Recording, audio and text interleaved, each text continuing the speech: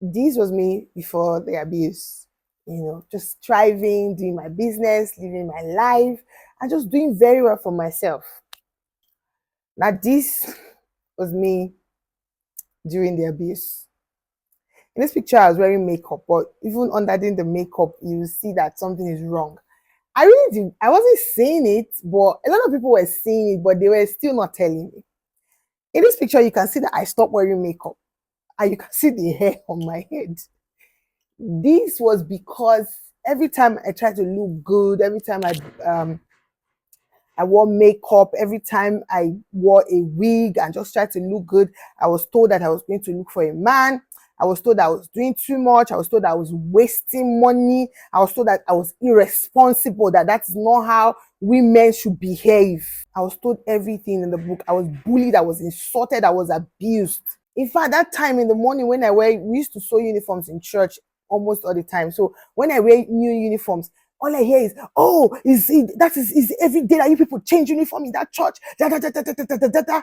To the point I stopped wearing uniforms to church. Sometimes I would shove my uniform in my bag, wear something, just something, and go to the church. When I get to church, I'll wear my uniform in church because I was avoiding the constant berating. I stopped using my soap. I had to go. I can still remember the woman I used to buy things from. I would go to market and tell them to give me a black soap, and just so that I can mix soap by myself, so that the soap would be like paint, small paint rubber, so that I can do plenty soap. I'll put it under the shelf so that I can be bathing with it. Because if I buy a good soap for myself, I'm told that I'm being wasteful. I don't know what I was doing. Meanwhile, this person was buying very expensive shoes. They were buying very expensive clothing. They were looking as fantastic as they could look. But anytime I tried to look like a normal person, I was insulted, I was berated, I was called, fat, I was called ugly, nobody will want you. Now, this is me a year after the abuse, after I left. You can see the drastic difference. Healing is possible. Intentional healing is the way to go. If you come out of the abuse and you don't take care of yourself, you're not intentional about your healing, you keep wallowing in self-pity. You keep wallowing in confusion. I don't look like what I've gone through. People look at me and say, "Oh, wow, this God is good to you. You don't look." And I always tell them I was refined by fire, heavy furnace. There was a time in church, one lady saw me. I can never forget her. And to see me, she said, "Omo, whatever you left, don't go back. I don't want to know what it is, but don't go back. You look like a shadow of yourself." I just smile.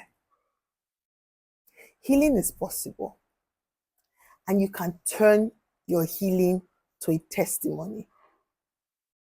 Please go for therapy. Please do. If you can't afford therapy, go join a support group.